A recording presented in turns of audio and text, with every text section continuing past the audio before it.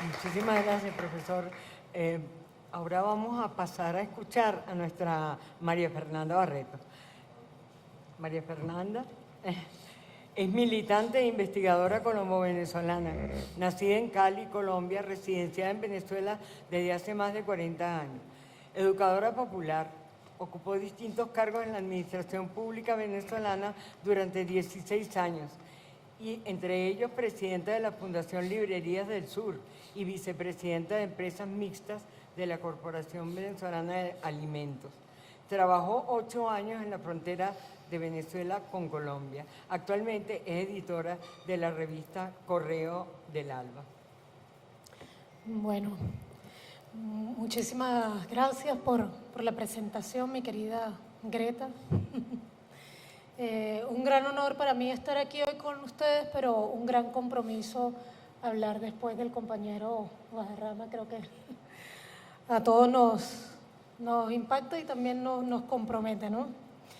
Evidentemente, el panorama que nos describe el compañero y el panorama que nos convoca hoy como seminario incluye en este momento a Colombia, que a raíz del paro del 21 de noviembre se ha sumado a todas estas insurrecciones populares o estos levantamientos populares que todavía no podríamos calificar de insurrecciones, pero todos estos levantamientos que se están dando en nuestra América como producto de este relanzamiento de la doctrina Monroe. Este relanzamiento violento de la doctrina Monroe sobre el continente implica, en primer lugar, un reacomodo forzado del tablero geopolítico de América Latina, de nuestra América, que ha implicado, como ya todos saben, un ataque sostenido sobre los países del ALBA, ataque que tuvo éxito solamente en Honduras y recientemente en Bolivia, pero que sigue teniendo como principal reto todavía para el imperialismo a Cuba desde hace ya 59 años. 61, ok. A Nicaragua y a Venezuela.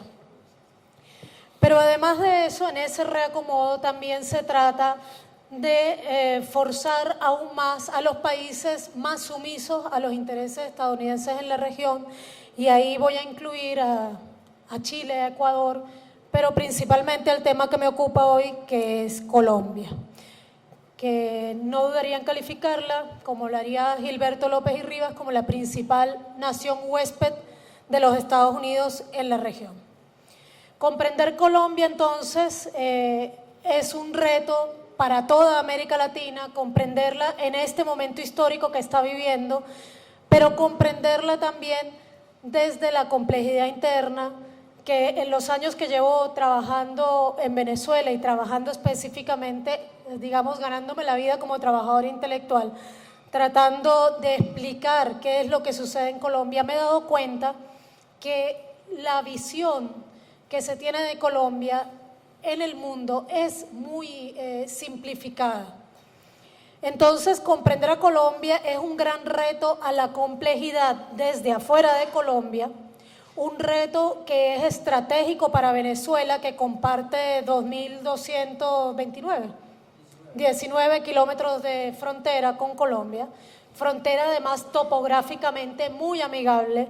Usted puede cruzar la frontera y no darse cuenta si no carga un GPS, porque es una mata de mango, es un río que en verano deja la frontera de un lado y en invierno la coloca del otro, etc. Entonces, estamos hablando de un tema bastante importante para Venezuela, para la seguridad de la revolución bolivariana, pero también estamos hablando de un tema muy importante para la región, porque Colombia se ha convertido en el principal exportador de un modelo, del nuevo modelo del imperialismo en la región, en este nuevo relanzamiento de la doctrina Monroe. En este libro que tengo aquí a mi lado, los compiladores, acá tú y acá, hay un capítulo que tuve el honor de escribir, que da título a la charla que estamos teniendo hoy, que se llama Colombia entre la paz y la pacificación. Yo quiero leer ahí un poquito el argumento para la complejidad.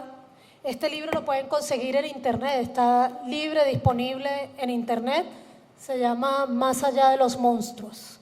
Justamente como decía el compañero Pablo, entre lo viejo que no termina de morir y lo nuevo que no termina de nacer.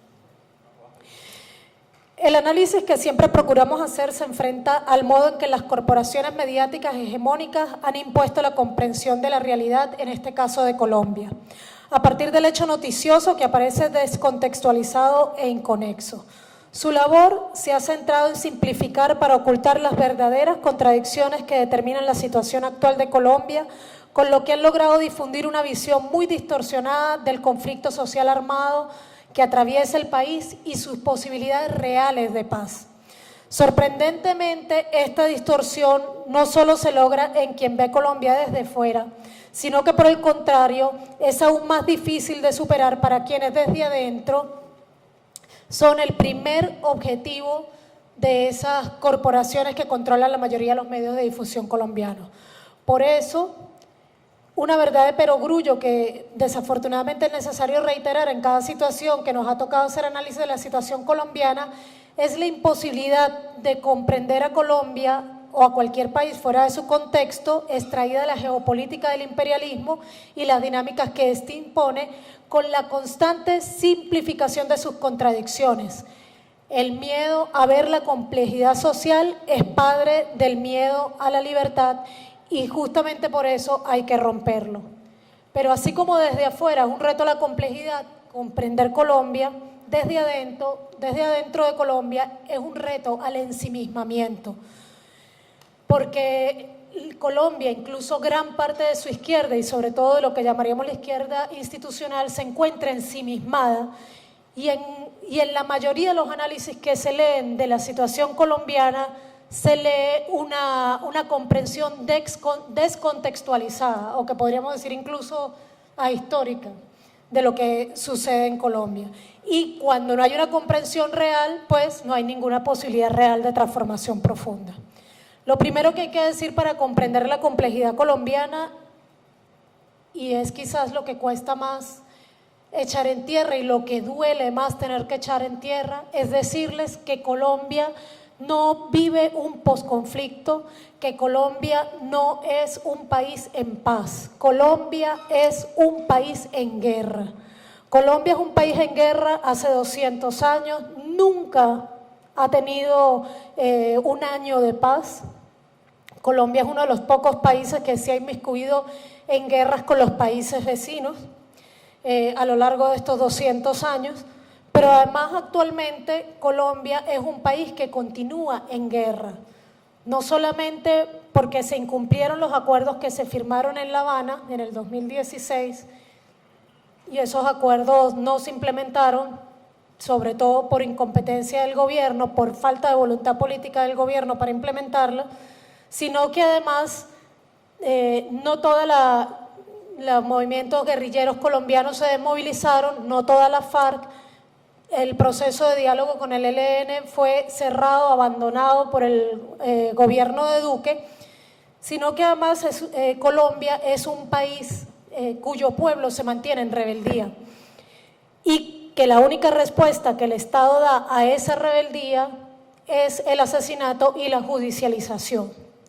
Por lo tanto, Colombia continúa siendo un país en guerra y la prueba de eso es que las cifras, que son difíciles de contar, dan aproximadamente 800 líderes y lideresas sociales de distinto tipo, alrededor de 140 excombatientes de la FARC, alrededor de 130 y algo líderes indígenas.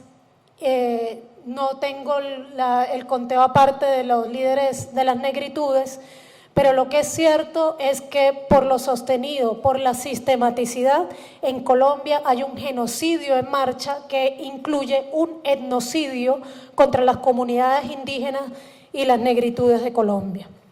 Además, Colombia, es importante recordar en todos los análisis que hagamos sobre Colombia, que es el único país de nuestra América que tiene el estatus de socio global de la OTAN. Pero aún más estratégico para entender qué es lo que pasa en Colombia es entender que para el capitalismo para el capitalismo siempre, y eso lo conversaba con la compañera Pascualina, es fundamental tener economías paralelas para mantenerse, para sobrevivir, incluso para solventar sus crisis consecutivas, ¿no? Y una de esas economías paralelas domina completamente a Colombia y esa es la economía del narcotráfico, que es una gran transnacional. Producto de todas esas novelas y series sobre narcotraficantes que hemos visto en la televisión, mucha gente cree que el narcotráfico colombiano continúa siendo el narcotráfico de los grandes carteles de los años 90, que hay un nuevo Pablo Escobar, que hay un nuevo Rodríguez Gacha, pero la realidad es que en los años 90 la DEA se dio a la tarea de acabar con los grandes carteles, no para acabar con el narcotráfico, porque el imperialismo, el imperio que en este caso encarna los Estados Unidos, no es otra cosa que el imperio del capital, y el capitalismo necesita del narcotráfico para mantener lubricada su economía y justificar gran parte de sus ingresos. Sino que lo que hizo la DEA fue atomizar los grandes carteles de la droga y colocar el negocio de la producción de cocaína en manos de los carteles del norte. Estos carteles del norte son, en primer lugar, el más grande cartel de drogas del mundo, que es la DEA, y en segundo lugar, los carteles mexicanos, el cartel de Sinaloa, el cartel del Golfo, bueno, una gran cantidad de carteles de la droga mexicanos que son ahora quienes manejan el negocio de la droga en Colombia. ¿Y qué tiene que ver eso con Venezuela? Bueno, uno de los empeños del narcotráfico global en este caso, pero del narcotráfico que necesita sacar la cocaína de Colombia, es apoderarse del lago de Maracaibo para sacar a través del lago de Maracaibo la mercancía que se ve obligado a sacar, sobre todo por la costa pacífica colombiana. El 90% de la cocaína que entra a Estados Unidos sale de Colombia por Colombia. O sea que cuando ellos hablan de que en Venezuela hay un narcoestado, pues justamente no hay un narcoestado, porque si lo hubiera, el Estado colombiano sería el mejor amigo del Estado venezolano. El inconveniente, justamente, el mayor inconveniente para esa amistad es que el Estado venezolano se ha negado a abrir las rutas que el tráfico de cocaína necesitaría, que le serían ideales para poder sacar la cocaína por el lago de Maracaibo. O sea que detrás de las conspiraciones para apoderarse de esa salida del lago de Maracaibo no solamente está los Estados Unidos, no solamente está Colombia como cabeza de playa, sino que también están los carteles de la droga mexicanos implicados en esa invasión paramilitar sobre Venezuela. Pero además el narcotráfico, desde lo visibilizamos a raíz del escándalo Irán-Contras en Nicaragua, pero también se puede ver en el Medio Oriente, específicamente con el caso de Afganistán. Cuando los Estados Unidos ocupan un territorio, y eso lo vemos en Colombia, lo único que sucede con la producción de drogas, de estupefacientes y psicotrópicos es que aumenta. Eso es lo único que pasa, Colombia lo comprueba. Desde que se legalizó la ocupación colombiana, la presencia de Estados Unidos en Colombia aumentó y continúa en un aumento sostenido la producción de cocaína. Y digo cocaína porque hay épocas en que la producción de coca no aumenta, pero sí la de cocaína. Y igual que en el Medio Oriente, después de que Estados Unidos entró en Afganistán, lo único que hizo la producción de opio fue aumentar. Una de las razones para eso es que es a través del narcotráfico que el Departamento de Estado, la CIA y los 12 o 13 cuerpos de inteligencia estadounidenses financian sus acciones ilegales en los territorios ocupados. Y eso quiere decir que financian los ejércitos paralelos. Por eso es importante para ellos ahora aumentar el narcotráfico en la región latinoamericana y particularmente en la región suramericana, que es la que quieren reacomodar a su favor. El narcotráfico va a aumentar si sus planes se cumplen, ¿no? El narcotráfico va a aumentar en la región, porque a través de ese aumento del narcotráfico van a financiar y van a continuar financiando la desestabilización de todos los procesos revolucionarios, progresistas o incluso reduzcámoslo a los procesos no alineados con los Estados Unidos. Fíjense si es interesante que entre las rutas que está marcando ese narcotráfico o ese tráfico de drogas desde Colombia, una de las rutas más o menos nuevas es la ruta que está trazando hacia Chile. En Chile se está ha aumentado en los últimos años de manera escandalosa el tráfico de cocaína, pero incluso se está cocinando o recocinando cocaína en Chile. Digo recocinando porque se está de algún modo enriqueciendo la cocaína para sacar otros productos desde Chile y ya se han encontrado varios laboratorios dedicados a esta tarea en Chile. Entonces, no es casual que el narcotráfico expande sus redes hacia Chile en el mismo momento en que Colombia ingresa a la OTAN, genera en el 2016 una nueva doctrina militar llamada Doctrina Militar Damasco, y los asesores de esa doctrina militar son el Ejército de Estados Unidos y el Ejército de Chile. El vínculo entre las fuerzas militares de Colombia y la Fuerza Armada de Chile data de Pedro Montt, que fue el célebre autor de la masacre de Santa María de Iquique y que ayudó a construir, a levantar la fuerza naval colombiana.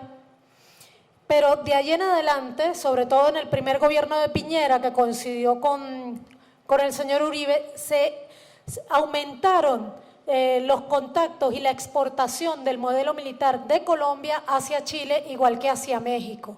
Sobre todo México en el tema policial. De hecho se llevaron al célebre general Naranjo para allá, para México. Y en el caso de Chile, el Comando Jungla, que se ha dado a la tarea de exterminar al pueblo mapuche, fue formado en Colombia por el Comando Jungla colombiano.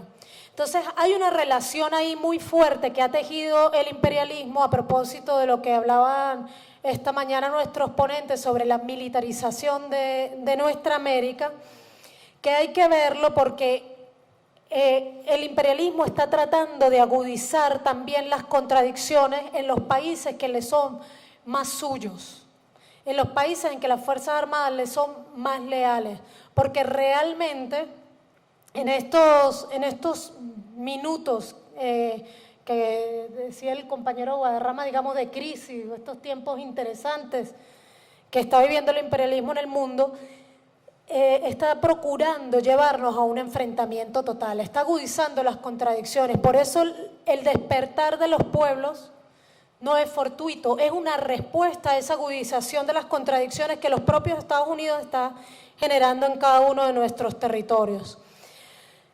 Hay similitudes y hay diferencias. A mí me gusta destacar ese vínculo entre Chile y Colombia porque creo que son dos modelos neoliberales por excelencia de nuestra América. Coinciden también con ser los sistemas más excluyentes también de nuestra América. Colombia, si no me equivoco, tiene el tercer lugar en desigualdad del mundo, de hecho. Pero sí hay que decir que no podemos tampoco meter en el mismo saco el despertar del pueblo chileno con el del pueblo colombiano, porque si bien en Chile durante estos 30 años los únicos que estaban permanentemente en lucha era el pueblo mapuche y uno que otro sindicato, en Colombia la lucha armada no ha cesado en ningún momento, particularmente, digamos, comenzó el siglo XXI, con dos organizaciones guerrilleras alzadas en armas. En este momento queda una organización guerrillera que es el ELN con algunas fracciones de FARC diversas y bueno, otros pequeños grupos que habría que analizar a más profundidad, pero por sobre todo hay en Colombia una gran organización indígena, negra, campesina y estudiantil que en todos estos años se ha mantenido en pie de lucha. A diferencia de Chile, donde realmente este despertar fue como la explosión después de una gran contención, que incluso yo diría más materia de psicólogos sociales lo que está pasando en Chile. Y bueno, y no por ello menos maravilloso. Lo cierto es que en este momento, donde el imperialismo DCT, que apenas tiene unos 70 años de edad, que es un tiempo histórico, si se quiere, corto, está viviendo la crisis más importante y en ese sentido está apostándolo todo por impedir el fin del unilateralismo que había logrado imponer con el derrumbe o fracaso, como o la derrota de la Unión Soviética. Está negado a ese multilateralismo, está dando al traste con el derecho internacional. Ni siquiera la Declaración Universal de los Derechos Humanos está siendo en este tiempo respetado por los Estados Unidos, es decir, no se está guardando ninguna de las formas. El silencio de la opinión pública en torno al etnocidio que se está cometiendo en Bolivia, al etnocidio que se está cometiendo contra el pueblo mapuche, al etnocidio que se está cometiendo en Colombia, contra los pueblos indígenas y contra las negritudes, pero el silencio ante el genocidio de líderes y lideresas sociales que se está cometiendo en Colombia es pasmoso. Ni siquiera desde la izquierda se ve coherentemente, digamos, un llamado constante a visibilizar y a denunciar el genocidio que se está dando en Colombia. Y yo creo que denunciar ese genocidio es estratégico para toda nuestra América. Decirle a toda nuestra América que Colombia continúa siendo el único país en guerra absoluta en nuestra América en este momento es fundamental. Es fundamental decírselo porque yo le decía hoy a los compañeros en el almuerzo, a veces a mí me duele darme cuenta de que hay gente que piensa que las atrocidades como gente a la que le cortan la cabeza, violaciones masivas de mujeres ocurren en el Medio Oriente y viven de pronto a 7 horas del norte de Santander, donde estas cosas pasaban y siguen pasando, donde hay violaciones masivas constantes, donde a la gente le sacan los ojos, donde a la gente la pican con sierra eléctrica viva. O sea, son cosas tan atroces que pasan en nuestra América y que continúan invisibles. Nuestro reto, nuestro deber ético revolucionario es hacer visible lo que está pasando en este momento en Colombia, porque lo hacemos sin tapujos y lo hacemos con mucha fuerza cuando las cosas recién acontecen, como pasa en Bolivia. Pero cuando pasan durante años, como está pasando en Colombia, parece que lo normalizamos y lo aceptamos y entonces nos resignamos a que ser una mujer colombiana que vive en el campo significa fácilmente haber sido violada, que eso es normal, que es normal conocer a alguien a quien le mataron su padre, le mataron su madre delante de ellos, que es normal que si tú protestas por tus derechos laborales, un sicario pase y te asesine, que eso no es culpa de nadie porque ya no existen las grandes organizaciones paramilitares, sino que ahora existen un montón de grupos de sicarios a las órdenes del mejor postor. Y en suma parece que olvidamos que todo esto es parte del mismo proyecto imperialista que se impone en nuestra región. Por lo tanto, considero que los invito pues a complejizar la mirada sobre Colombia, a verla a más detalle, a no dejarnos engañar, por ejemplo, por las últimas pugnas recientes donde parece que Colombia lo más subversivo que puede escoger ante lo impresentable que es el uribismo es escoger el santismo, ¿ya? Que entonces es como el gatopardismo ideal, cambiar para que nada cambie, que es escoger entre el proyecto del latifundio y el narcotráfico, o el proyecto de las mineroenergéticas y el narcotráfico. O sea, entre lo uno y lo otro continúa atrapado el pueblo colombiano. Es fundamental la solidaridad con el pueblo colombiano. A diferencia de lo que está pasando en Chile, el pueblo chileno ha logrado algunas presiones sobre el gobierno de Chile. Algunas presiones han surtido efecto ya sobre el gobierno de Chile. El gobierno de Colombia, por el contrario, a esta hora es muy probable que ya esté aprobando la ley de financiamiento, que ahora la llaman ley de crecimiento, no sé cuál es otro eufemismo, que es la razón fundamental por la que la gente está en la calle. Las razones económicas e imposición del paquetazo de Duque ha seguido en marcha, ni por un momento Duque ha cedido, ha hecho pantomimas de diálogo, pantomimas que no han sido aceptadas por la mayoría de la población. Colombia continúa en lucha y la oligarquía colombiana, la única respuesta coherente que da es represión. Cuando no asesina, judicializa. Y lo peor de todo es que incluso judicializa sin pruebas, porque si Matías se mete en su problema sindical en la universidad, lo detienen 1 año y lo acusan de estar vinculado con la guerrilla y después de 1 año lo sueltan porque no encontraron ninguna prueba, pero ya pasó 1 año fuera de la lucha sindical, ya perdió gran parte de su acumulado, ya lograron de pronto imponer una agenda en las universidades que no era posible con la presencia de él ahí. Entonces, quiero prender las alarmas sobre 2 cosas para cerrar. Haciendo énfasis en que les pido como colombiana, como colombo-venezolana, que miren hacia Colombia, que no se olviden de Colombia. Pero además de eso, bueno, les prendo las alarmas de que el modelo de Colombia se está exportando. Estamos viendo paramilitarismo en las acciones de Bolivia. El modelo no es solamente que se está queriendo militarizar nuestra América, se está queriendo paramilitarizar nuestra América. Y eso quiere decir que va a aumentar el negocio del narcotráfico en nuestra América. Y cuando les digo que va a aumentar el negocio del narcotráfico en nuestra América, les digo que va a aumentar la corrupción en los gobiernos de nuestra América.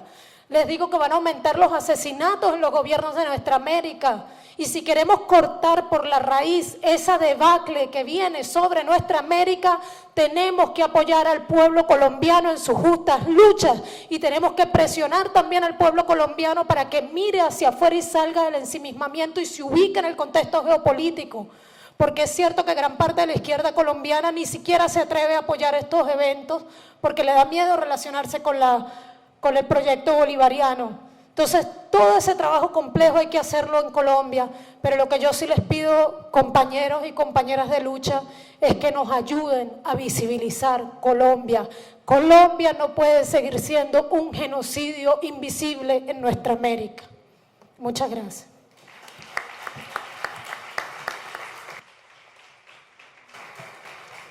Gracias, María Fernanda. Queremos recordar que este seminario, se me quedó la palabra sindicato. Bueno, también, ojalá se convierta en un sindicato alguna vez, de paso.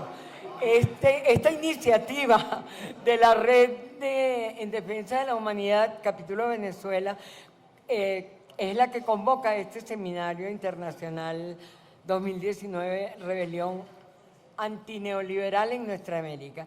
Y está siendo transmitida a través de Telesur, que es una de las instituciones que está apoyando este evento. Telesur vía streaming está transmitiendo todo lo que se ha dado en este salón, todas las apasionantes palabras que hemos escuchado, denuncias, planteamientos, reflexiones.